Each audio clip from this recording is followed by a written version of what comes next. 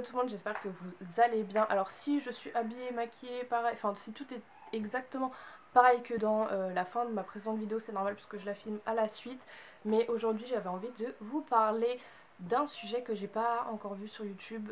J'ai pas du tout préparé cette vidéo, mais aujourd'hui on va parler de comment je vis le confinement parce que comme on sait, on est confiné depuis 2 semaines là bientôt. Je voulais vous parler de comment je vis le confinement avec ma dépression et mon anxiété parce que j'ai pas encore vu de vidéo là-dessus. Donc bon bref, si ça vous intéresse, je vous laisse avec la suite.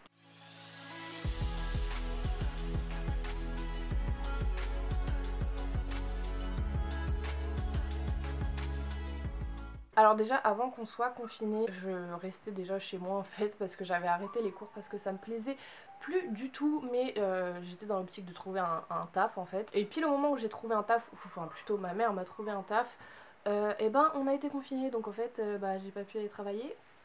Voilà, donc en fait j'ai toujours pas taffé, j'ai toujours pas d'argent, enfin bref, voilà. Du coup là en fait juste le fait de savoir qu'on n'a pas le droit de sortir par rapport à mon anxiété, c'est horrible. Quand je vous dis c'est horrible, c'est vraiment horrible. Parce que déjà de base l'anxiété c'est horrible, mais j'avais toujours la possibilité de sortir en fait quand ça allait pas ou quand j'avais envie de sortir, j'avais toujours la possibilité de voir mes potes, de faire des trucs et tout.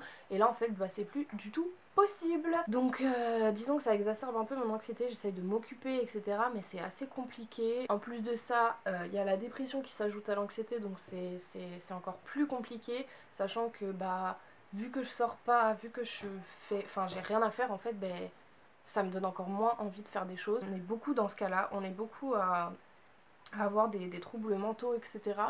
Et c'est très difficile pour beaucoup d'entre nous de rester chez soi, même si c'est ce qu'on fait la plupart du temps parce qu'on a envie de rien, parce qu'on a peur de tout, etc.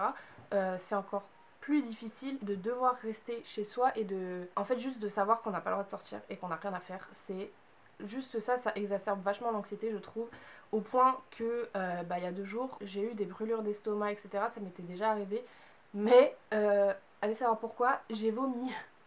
Voilà, je sais pas pourquoi, je me sentais pas spécialement anxieuse ce jour-là, mais en fait j'ai vite compris que c'était ça parce que ça faisait plusieurs jours que ça allait pas. 2-3 jours avant j'avais fait une crise d'angoisse. Je pense que c'est par rapport à ça et aussi par rapport au fait que du coup vu que j'ai rien à faire et tout, j'ai pas un mode de vie très sain. Déjà que de base mon mode de vie est pas très très sain non plus. Là j'essaye de me lever un peu tôt, enfin ça dépend, là je me suis levée à 15h, mais bref.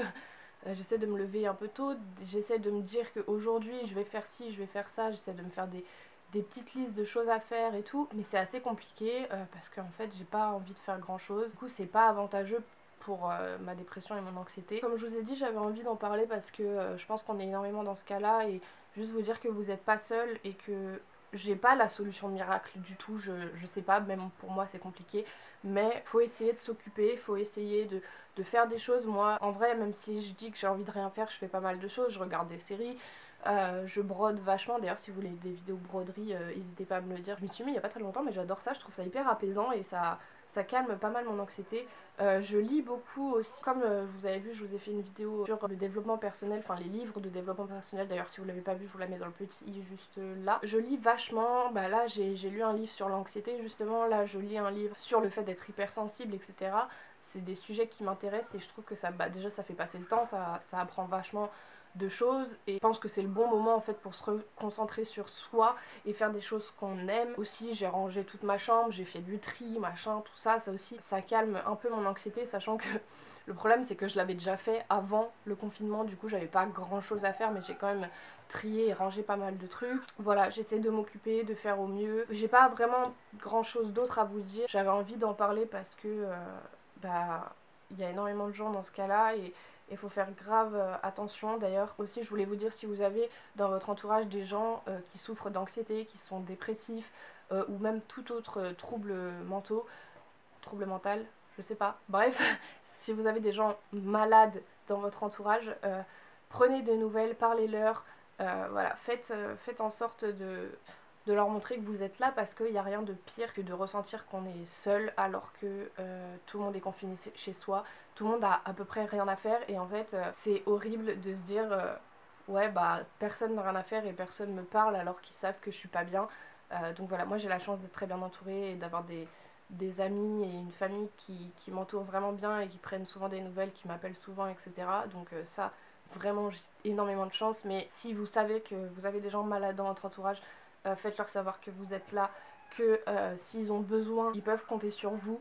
Et voilà, je sais pas du tout si la vidéo aura été claire, si elle a été, enfin d'ailleurs elle n'est pas du tout organisée, mais voilà, je voulais vous en parler parce que je trouve que c'est un sujet important et que j'ai pas encore vu sur YouTube. J'ai vu quelques tweets passer, etc. et je trouvais ça super, mais je l'ai pas vu sur YouTube et je voulais vous donner mon ressenti.